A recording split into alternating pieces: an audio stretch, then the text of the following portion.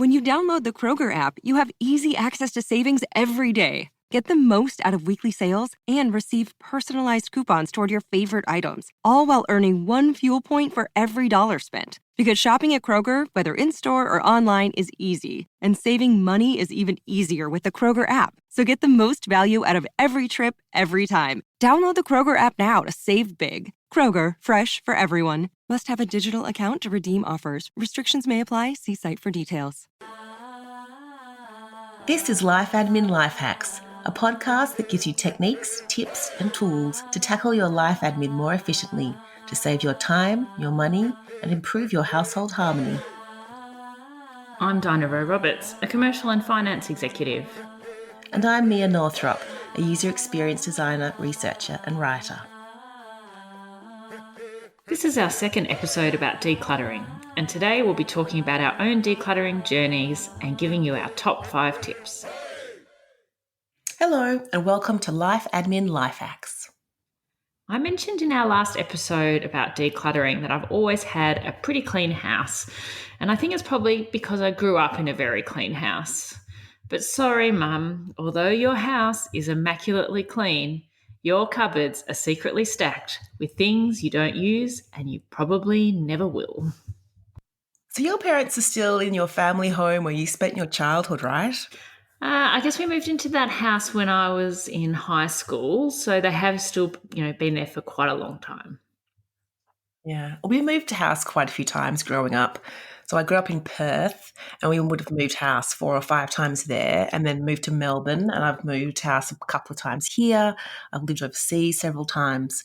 And my parents have never been particularly sentimental or attached to items. They kind of love a makeover. They love changing up the furniture.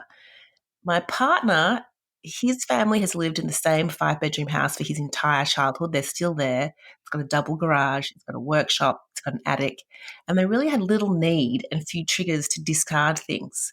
So clutter is very much I am the beholder. In his eyes, if there's room, it's okay. But I feel like if you're not using it or you don't like it or it's obsolete, it's got to go. Yeah, my mum in particular finds it really hard to let go of those sentimental items, and I've spent some time trying to encourage her to rid herself of things she never uses. And I did see something once that really resonated with me and I tried to use on her but unsuccessfully, which is kind of a story, particularly around those sentimental items. Like if you've got a vase and you think, okay, why is this vase important to me? Well, so-and-so Uncle John say he gave it to us for a wedding gift. So think about, well, why did he give it to you? Well, he probably gave it to you because he thought it would look nice. He thought you could put flowers in it, and probably because he needed to buy you a gift for your wedding and he thought that this gift would make you happy. So does it still fit that purpose for what it was bought for? Do you still use it to put flowers in? Is it actually still beautiful? Does it make you happy? And would throwing it away make you forget Uncle John? Would Uncle John even care if you got rid of it? And would Uncle John actually even remember that he ever gave it to you? And I think in most cases, probably not. It's funny. I have a friend down the road, and a couple of times I've gone to her house and I'm like, oh, Nicole, love those ceramics. They're gorgeous. And she's like, Mia, you gave them to me. And I've done that on a number of occasions. You can let go of those gifts, people. You definitely can. But I definitely still had that someday mindset that if something wasn't broken, and a bit like your partner, if you had space for it, you should keep it.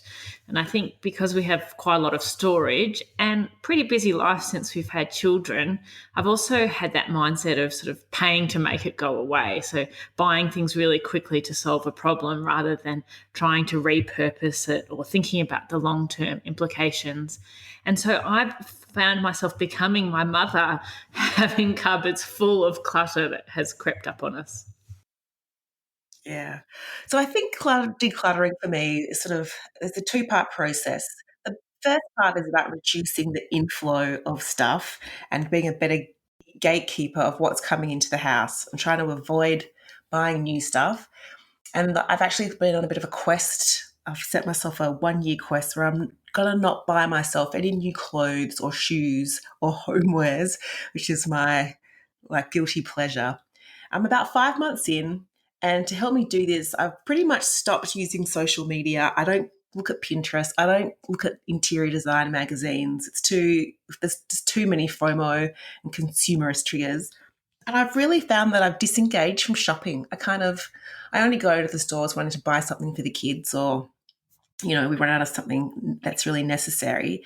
But disengaging from shopping and not even sort of tapping into the images of it has made a big difference to me being happier. I kind of feel like I'm appreciating what I have a bit more, and I don't feel that tug to upgrade all the time. And my house is pretty organized. It's not necessarily clean, but it's tidy. And I've systematically gone through cupboards and rooms to toss anything that's broken or we've grown out of, or things that are duplicated or unloved. But I'm definitely still also working on getting things out the door. I've also become a much better gatekeeper. Yesterday evening, I actually went to a Tupperware party. Did you know that they still exist? So thanks, Julian, for inviting me. I, so I went because I wanted to buy one particular item that I had used a lot and had been lost by one of my children. So I went along to the Tupperware party, and when I bought something, the Tupperware lady, she's a pretty good saleswoman. She's like doing the hard sell on, oh, if you buy this, you can get it for half price and all of. And I was so firm now. No, I only came here to buy this one item. I don't need any of those other things. I'm not going to get sucked into the sales mentality. And when I recently had some time off work, I actually had realized that our cupboards had reached that tipping point and they really needed just to be completely decluttered. So I went space by space, sort of room by room, and went through every cupboard and storage place to declutter and completed, I guess, a round one. I still now think I need to do a round two, which will be much easier because things are now much more organized. But it's going to be a work in progress for me. It's a big change in mindset. And certainly the children's rooms continue to be a really big challenge. Right. I'm working on the outflow of stuff. And I feel like all of the kind of junky stuff is gone, but we still have lots of things that are in excess and used rarely. We've got too many vases and they just stare at me. And I just feel sad that I don't have flowers in them in every room. But, that's expensive, and that flower water smell is like kryptonite. So I have a laundry full of empty vases. We've got so many blank notebooks. We get given notebooks and we're into our stationery, but there's only so many notebooks you can use in a year, especially in this digital era. We are drowning in craft supplies. We all have too many clothes, just too many clothes. We have cutlery. I have cutlery from my mum, like from the 70s, the cutlery we used as a family when we were growing up. We got given cutlery for our wedding. We bought some nice cutlery. We've just inherited some beautiful bone cutlery that I like. I clearly love bone. I don't know. We have this amazing Thai brass and wood cutlery set from my nana when she went to Thailand in like the 80s. It's the tackiest thing you've ever seen, and I love it. We never use it. I don't know how that's going to be weird for me to go through that, but you know, we have too much cutlery. We have too many glasses, just glasses for different size drinks. And I don't know, when was the last time you had a shot? We have shot glasses still. We have port glasses. I, we do like our alcohol well, but we've got too many bed sheets, too many towels, and ironically, too many cleaning supplies. I find myself using vinegar and bicarb soda for half the things these days, but I still have a laundry full of cleaning supplies. There's some stuff that I'm blind to because it's just been there for so long, I don't even see it anymore. And then I've got like emergency versions of things, and that's sort of like where the towels comes into it. I've got these guest towels we've got 4 guest towels. We don't have guests that often. And when we do, it might be 1 or 2 people. This sort of idea of having special occasion items that are never used, I'm going to rethink all that. Yeah, I had a big clean out of my linen cupboard. That felt great. I think I've still got a challenge with some of those more sentimental items, despite what me having said about Uncle John and his vase. And I think you need to have the right amount of time and headspace to do that. And I think it's probably somewhat linked to my photo challenges, ongoing photo challenges, which will definitely be a bit of a work in progress, I think. I do think you also need to be careful that you're not too aggressive, because when I've gone through a major decluttering, you can sort of have backlash from your family, and it can then actually backfire on you. Yeah, there's a massive change management aspect to this. You need to take people on the journey with you. I've had some slammed doors and stony silences because of things that I've thrown out that have really needed to be thrown out. But if it's not your stuff, yeah, you need to be gentle. So let's get into the nitty gritty, Dinah, of how to actually approach decluttering. Let's get practical. So, what you need when you do the decluttering, you need a rubbish bag for things that have just got to go. You need a recycling bag for items that can be recycled. And you need a rehoming bag for things that just don't belong in that cupboard or room. So, things that belong elsewhere in the house. You need a return bag for things that don't belong to you. And you need a donation bag for things that you want to give to others or the op shop or otherwise pass on. And so when you're going through the process for items you think you want to keep, you really need to ask yourself some key questions. Do I use it? Do I like it? Could I live without it? And I think the most interesting thing is, what is the worst thing that could happen if I got rid of it? And usually the worst thing that would happen is you might have to replace it. Or, yeah, borrow it from someone perhaps. What to do with the stuff that is too good for the rubbish bin. Quite a few options here. Obviously, you can give it to friends or family or neighbours. You could donate it to op shops, to childcare centres, to schools, to kinders, to libraries, to the toy library. And of course, you can sell it. You can choose eBay or Gumtree or Facebook Marketplace. There are auction houses for luxury items or anything that's a fine design piece or a collectible. I also use Facebook Marketplace to give things away for free. And I also use Facebook groups to sell things. So there's often Facebook groups around particular clothing brands, for example. Yeah, I find in my neighbourhood there's a Facebook page. It's a good karma page where people are giving stuff away. And it's kind of made me rethink what is valuable. Things that I think, oh, I'm just going to put it on the side of the road or chuck it out. Other people will gladly come and take it for you because they genuinely need it. So don't feel guilty about getting rid of things because there are always people out there who are going to make better use of it than you have been. So, for this next section, we were going to run through our top 5 tips that we've personally found useful. Dinah, would you want to make a start? So I think it's great to be able to start with some quick wins. I started with my linen cupboard, a problem that you mentioned before, which had really been a problem in our house in that every time you opened it, things would fall out. And I kept so much linen I never used with that someday mindset, and in particular, old towels. And our whole family had acknowledged that once I did it, and it was really actually quite quick to do because I didn't have much emotional attachment to any of those items. It was just that someday mentality. So once I'd let go of that, everyone in the family actually came and had a look at how great the cupboard looked. And everyone acknowledged quite quickly how much more efficient it was to be able to easily grab what you needed because there wasn't so much in the cupboard. So I think it's really great to start with something that will have a difference and that everyone will acknowledge that it's improved your family life. Excellent. Behold the linen cupboard. My top tip is having a dedicated shelf where you can put your items that are going to go to the op shop or your hand-me-downs or things that you need to return to their owner. So for me, it's actually a shelf in my linen cupboard. And the other part of that makes it easy is that you need to have a preferred op shop, a go-to op shop where you know you're going to take your stuff.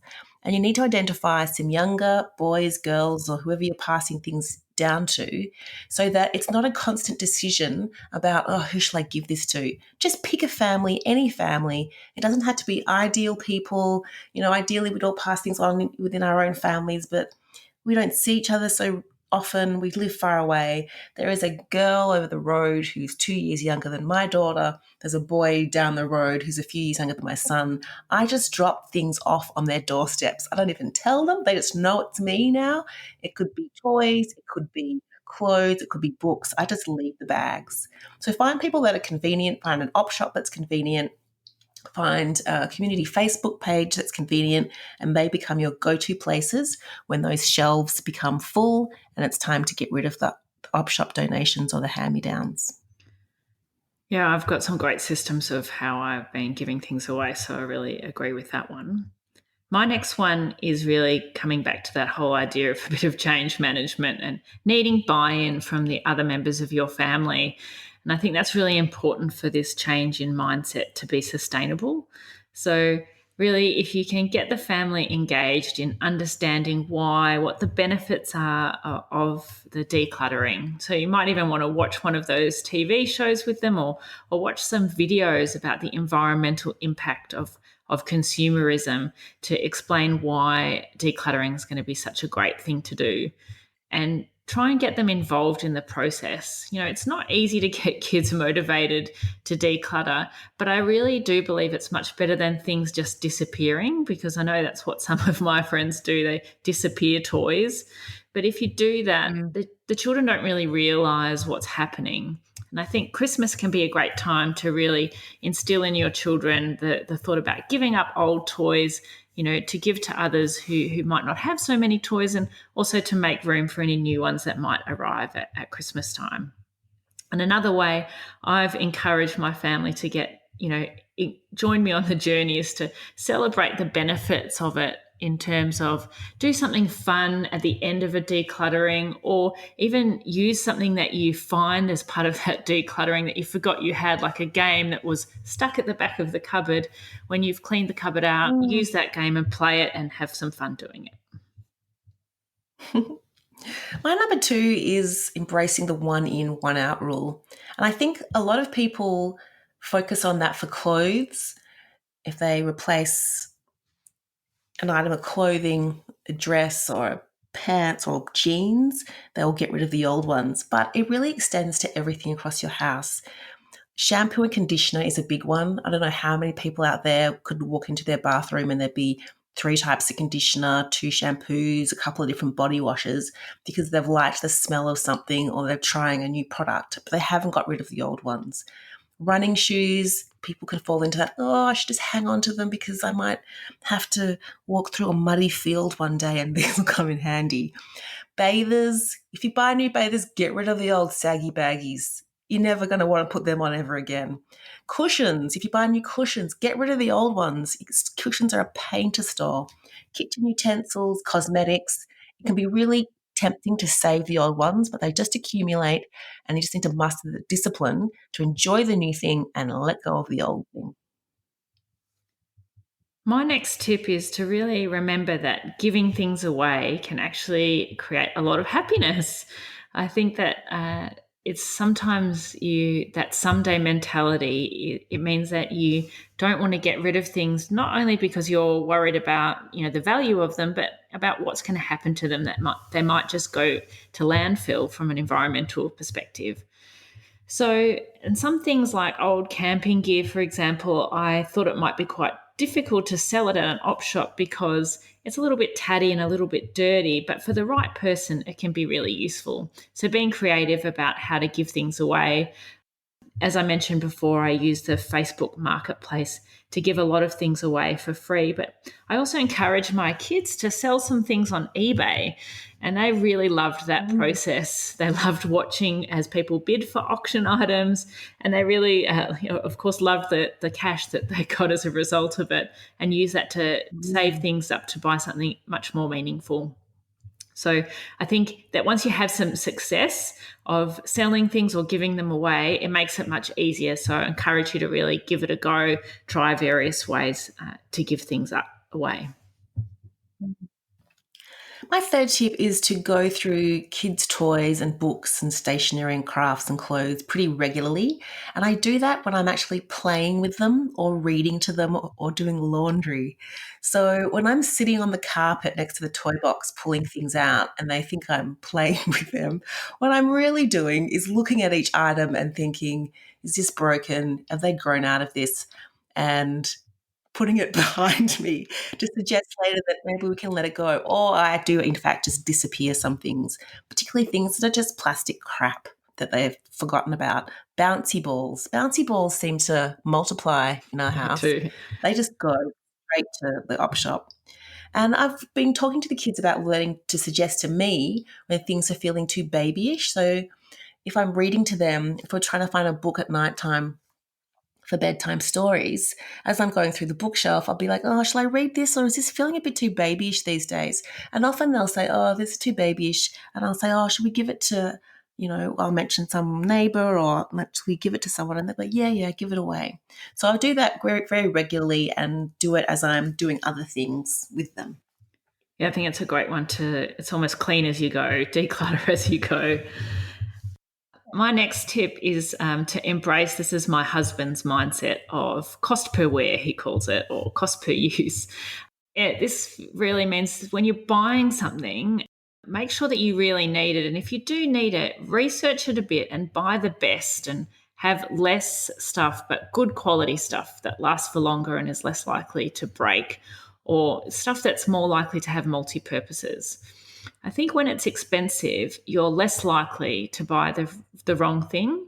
And I think Carly, who's one of the hosts of the Straight and Curly podcast, she's really big into this idea of, for example, buying one really good pair of winter boots and having them resold and keeping them for many years to come. Yeah, that idea of just buying the best you can afford at the time rather than lots of little cheaper things that might not hold their values is a great bit of advice. My fourth item is to toss expired and neglected pantry and fridge items when I'm doing that during my weekly meal planning and before I go shopping. There are an amazing number of jars that can lurk at the top of the fridge or in the back of the fridge or in the door of the fridge. Obviously, you want to scan those items and chuck out things that have expired, but also give yourself permission to toss out things that you know you're never going to use again. So you might have bought a particular ingredient for a certain dish. If that dish is not on your usual rotation, get rid of that weird sauce or that particular. It's always sauces, actually. We seem to accumulate weird sauces and jars of strange pickled vegetables, just throwing them out. And same with the pantry items, things that have expired, got to go. But then, those are weird, obscure ingredients or things that you don't like anymore that have just been there for too long, chuck it out. And my final tip is someday never comes. I used to keep a lot of things because someday it might be useful. Empty containers and jam jars are a really great example. But really, that day never comes. The kids never really use those for craft. And honestly, if you really still do want to do a craft activity, you can pick up just about any of that stuff that you need at the op shop or make do with something else. So I'm probably still a little bit on this journey, but I am continuously, trying to think that this someday it won't come and I really should just get rid of things in the moment. I bought my husband some jars a few years ago because he likes making jams and pickling things. It was the stupidest gift I ever gave him. I mean, we accumulate so many jars. There's these particular brand of Polskie Gorky cucumbers that we've been buying for 15 years. They have a great jar. It's a 500 ml jar with a nice lid. It's a nicely designed jar. We've been collecting them. I'd have maybe 40 of them because most of our pantry items are in those jars. And we go through one of those jars every 2 weeks. So at the very top of my cupboard, I have these beautiful Fowler's preserving jars that have never been opened because between these Polskie Gorky jars and that Meredith goat's cheese jar, that's a nice – I think there might be lots of listeners out there who know the jar I'm talking about. It's got a nice gold lid, it's squat and fat, and it's perfect for – anyway. So my final fifth item is to store non-season clothes, shoes in those big Chinese plastic plaid bags at the top of my wardrobe. At the start of summer, when we're easing into spring, I put all my heavy coats and gloves and scarves and jumpers and whatever into bags, and I put the boots and the warmer shoes into bags. Some of it by the end of the season's just looking tatty and sloppy, and I throw it out. Some of it I've worn so much I never want to see it again, and I will donate it. Everything else goes in the bag and chucked up the very top of the cupboard, which means in my wardrobe, it's just the things I'm going to wear that season. I can see my items more clearly. And the other benefit from this is that when I get it out a year later, or 6 months later, I should say, to change back, some of it I bring out, I'm like, oh God, why did I keep this? Like I either don't like it anymore, or I can see with a bit more perspective that it doesn't look great anymore. It's too old. Or I can see that I've grown out of it and it has to go. So this helps your wardrobe feel more spacious, creates more space, and also is another sort of trigger for reviewing what you're not wearing and getting rid of some stuff. So, Mia, why do you think decluttering is so important? Essentially, it's going to make you happier because you're going to have a better sense of control. You're going to feel calmer because your house is going to be more balanced. And you can also get that sense of altruism when you give things away to those that need them. I guess additionally, there's the whole greener lifestyle thing by reducing your consumption and increasing what you're reusing. And we'd love to hear from listeners. If you've got decluttering wins, if you've got tips or techniques, if you've got some breakthroughs that you want to share with us, head to our Facebook page and post a comment or email us at hello@lifeadminlifehacks.com. So, Dinah, we haven't talked about when you do this decluttering. Are there actually moments during the day or week or year that you tend to do most of this decluttering? I do think it can be really hard to find the time. And it was previously on my to do list. It was one of those items that continued to be there until I did have a few months off work. And that really gave me the time to tackle it in an intensive way. And, would like to, one of our listeners, Renee, she posted a really lovely comment last week. And, she's talked about struggling to find the time to tackle this. But I do think it's okay to be a journey. And so you can really start where you might get the biggest benefit and just slowly work through the decluttering. Picking a room that's not too controversial, like a bathroom, is a good place to start where you can be quite cool and calm about what's got to go. If there are moldy toys, if there are just too many shampoos and conditioners or the towels, as you mentioned, pick a room that's going to have a big wow factor for you personally. And I also think it would be okay not to actually do the decluttering, but to even just start with the idea of not letting more clutter into your house, because even making that decision about not letting more things come in can make a big difference. For me, I'm usually pretty vigilant with the one in, one out approach, but I do make a concerted effort before birthdays. So if one of the kids' birthday's coming up, or even my own birthday, I'll take a look at stuff and think, okay, we're about to get a new avalanche coming in, what can go? And I do the same thing after the birthday, because you might get a duplicate of something, a better version of something, and you can throw out the old one or give away the old one. Do the same thing before and after Christmas. And at the end of each school holidays, we seem to accumulate a lot of new toys, distractions, things that make everyone retain their sanity during the holidays. And by the end of it, there are things that are broken or finished and they can be let go of as well. That wraps up our personal progress with decluttering. Stay tuned for our next episode, which features an interview with professional organisers and tips for helping others declutter. In the meantime, try this episode's life hacks at home. Make a place in your home for things that need to be returned, donated, or passed on. Identify convenient recipients of your donations or hand-me-downs to reduce constant decision-making and delay in delivery. And finally, choose a decluttering strategy and get started, even if it's just one item, 10 minutes, the fridge, the household socks and pajamas, or your car.